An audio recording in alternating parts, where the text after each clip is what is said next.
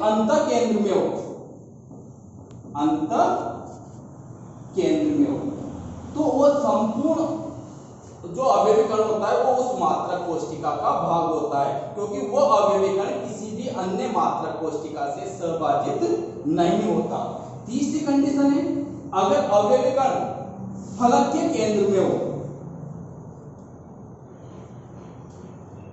फलक की संख्या होती है 6, तो उस मात्रक कोशिका का 1/2 भाग उस विशिष्ट मात्रक कोशिका का होता है। 1/2 भाग उस विशिष्ट मात्रक कोशिका का होता है। अगर अवयवी कण कोणों पर होते हैं तो 1/8 भाग आता है, अंत केंद्र में होता है तो संपूर्ण भाग आ जाता है, और फलक के केंद्र में होता है तो 1/2 भाग आता है। जैसे पहली कंडीशन बता रहा हूं मैं, अवयवी कणों की संख्या ज्ञात करने के लिए अवयवी कणों की संख्या की गणना कैसे करें। पहली मात्रक कोशिका थी अपने सरल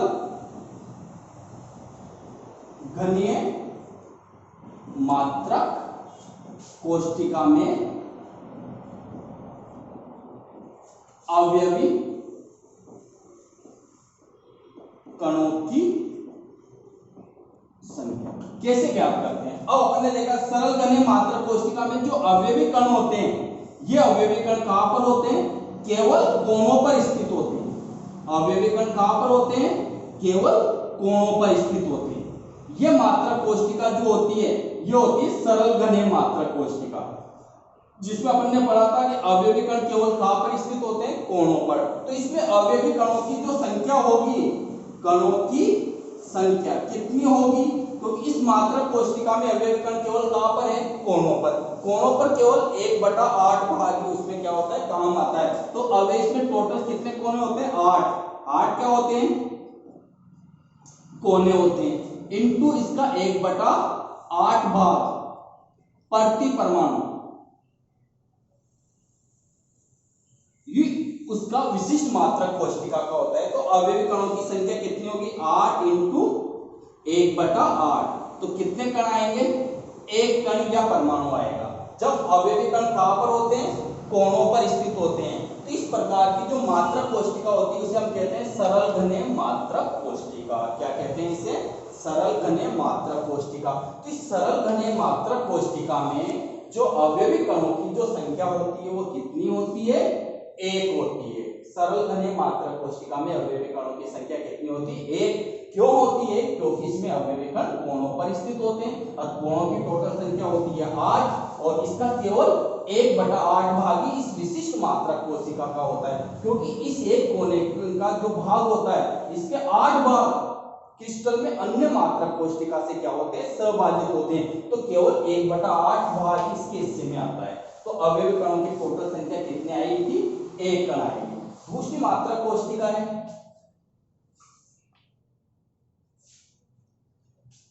काय केंद्रीय, काय केंद्रीय मात्रक कोशिका में अवयवी कणों की संख्या।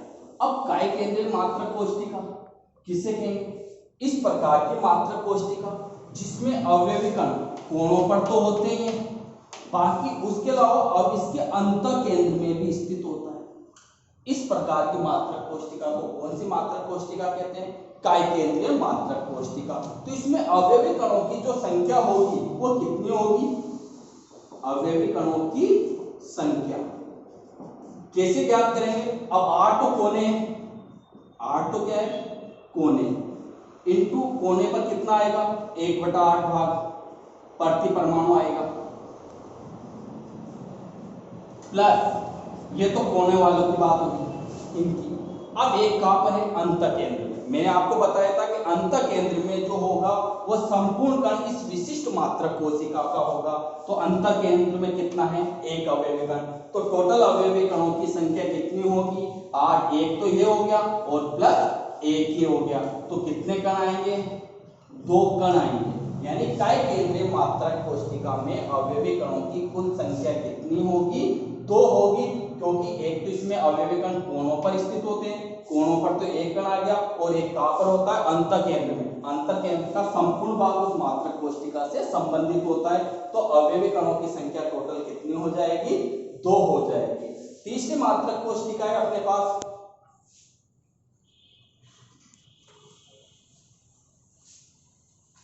फलक केंद्रीय, फलक केंद्रित मात्रक कोशिका।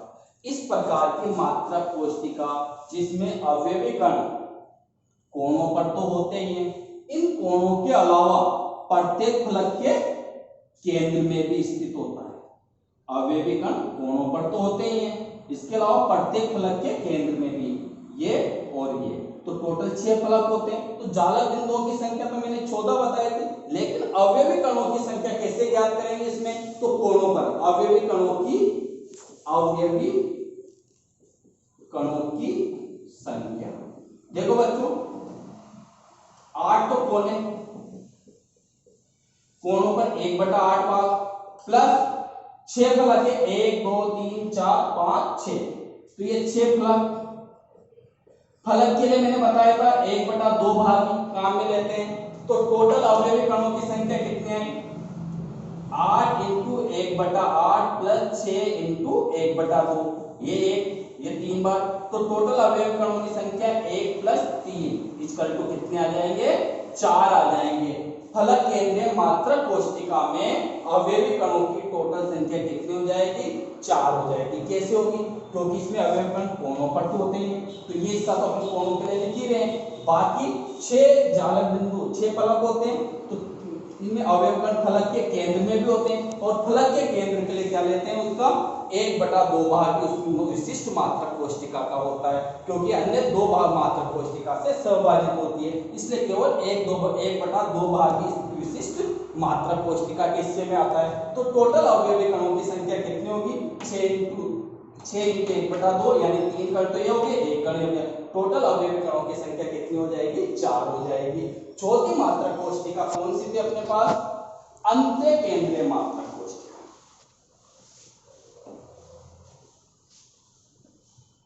अंत्य केंद्रित मात्रक कोशिका में अवयव। अब अंत्य केंद्रीय मात्रक कोशिका किसे कहेंगे, मैंने क्या बताया था, इस प्रकार के मात्रक कोशिका जिसमें अवयवी कण कोणों पर तो होते ही हैं, कोणों के अलावा कोई सी भी 2 विपरीत फलक के केंद्र में, जैसे इन दोनों विपरीत फलक के केंद्र में होंगे। अब इसमें अवयवी कणों की जालक बिंदुओं की संख्या तो 10 होगी, लेकिन अवयवी कणों की संख्या कितनी होगी, अवयवी कणों की संख्या ये होगी 8 तो कोण है, कोणों पर 1/8 भाग प्लस, अब फलक तो 6 होते हैं, लेकिन अवयवी कण तो केवल 2 ही फलक में है ना, तो फलक कितने होंगे, केवल 2 ही होंगे यहाँ पर, बाकी में तो 6 होते हैं, क्योंकि वहां सभी 6 फलकों में अवयवी कण थे, यहाँ तो केवल 2 ही फलक में अवयवी कण है। तो कितने, 2 इंटू फलक के लिए कितना लेते हैं अपन, 1/2 भाग इस विशिष्ट मात्रक कोशिका का होता है। तो अवयवी कणों की टोटल संख्या कितनी आएगी, 8 × 1/8 प्लस 2 × 1/2। तो अवयवी कणों की संख्या 1 + 1, कितने अवयवी कण हो गए, 2 अवयवी कण हो गए। तो इस प्रकार इनमें अवयवी कणों की संख्या अपन क्या करते हैं, ज्ञात करते हैं। सरल घने मात्रक कोशिका में जो अवयवी कणों की संख्या आती है वो 1 आती है। काय केंद्रीय मात्रक कोशिका में अवयवी कणों की संख्या 2 आती है। फलक केंद्रीय मात्रक कोशिका में अवयवी कणों की संख्या 3 आती है, और अंत्य केंद्रीय मात्रक कोशिका में भी अवयवी कणों की संख्या कितनी, 4 आई है, ठीक, इसमें फलक केंद्रीय में उनमें अवयवी कणों की उसमें अवयवी कणों की संख्या हमने कितनी ज्ञात करी थी, 4 आती है। इस प्रकार इनमें अपन क्या करते हैं, अवयवी कणों की संख्या ज्ञात करते हैं। अब ये अवयवी कण इनमें कभी कभी क्या करता है, आपसे सवाल दे देता है। अब सवाल कैसे देता है, कैसे अपन उसको सोल्व करेंगे, ये चीज मैं तुम्हें बताऊं। सपोज करो कोई एग्जाम्पल में लिख रहा हूं,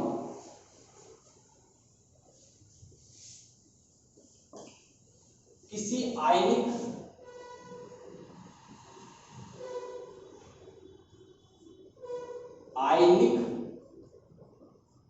यौगिक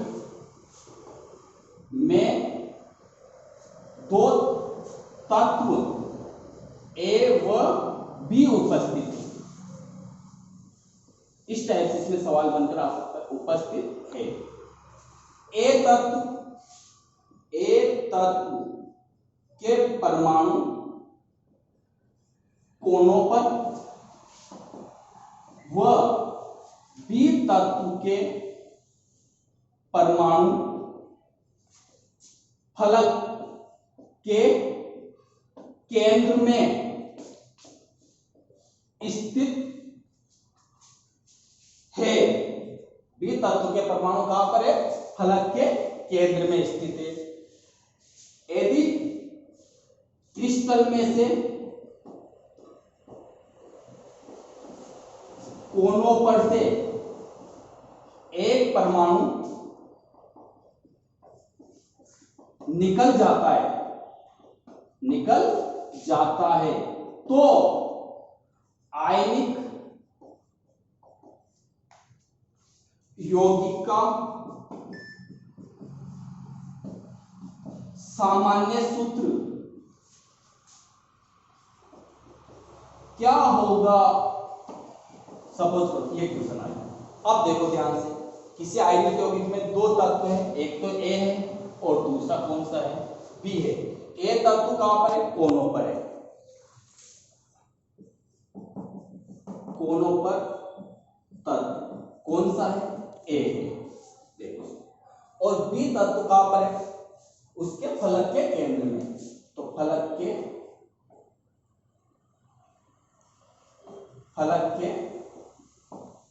केंद्र में कौन सा तत्व है? बी तत्व है। अब अपन कह रहे हैं कि कोनों की संख्या 8 होती है, लेकिन उन 8 में से एक परमाणु क्या हो गया? कोनों पर से, यानी कोनों पर टोटल 8 परमाणु होंगे, लेकिन उनमें से एक परमाणु निकल जाता है। तो ए तत्व के परमाणु की संख्या, ए तत्व के परमाणु की संख्या, क्योंकि कोनों पर होते हैं। और अभी अपन ने मैंने पढ़ाया था, अपन कोनों पर कैसे ज्ञात करते हैं? 8 कोने होते हैं इंटू 1/8। ये तो सामान्य रूप से जब सभी 8 कोनों पर होंगे, लेकिन इसमें से एक परमाणु क्या हो जाता है? निकल जाता है। तो 8 में से एक परमाणु तो कम हो गया, तो कोनों पर कितने परमाणु बचे? 7 ही परमाणु बचे। तो अवयवी कणों की टोटल संख्या कितनी आएगी? 7/8 परमाणु। तो ये होगी कोनों पर। दूसरा बी तत्व के परमाणु, बी तत्व के परमाणु की संख्या। अब ये देखो, बी तत्व के परमाणु कहां पर है? फलक के केंद्र में है। अब फलक में कितने फलक होते हैं? 6 फलक होते हैं। इनटू फलक के लिए क्या काम में लेते हैं? 1/2 भाग। तो टोटल कितने कण आ गए? 3 कण आ गए। तो इस यौगिक में 7/8 कण तो कहां पर होंगे?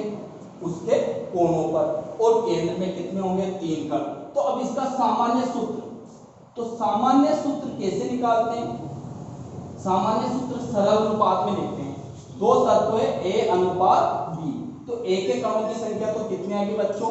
7/8 आएगी। और बी के कणों की संख्या कितनी है अपने पास? 3। तो इनको सरल अनुपात में बना लिया अपन ने, 8 एलसीएम आ गया। तो 7/24, यानी ए के तो कितने आ गए?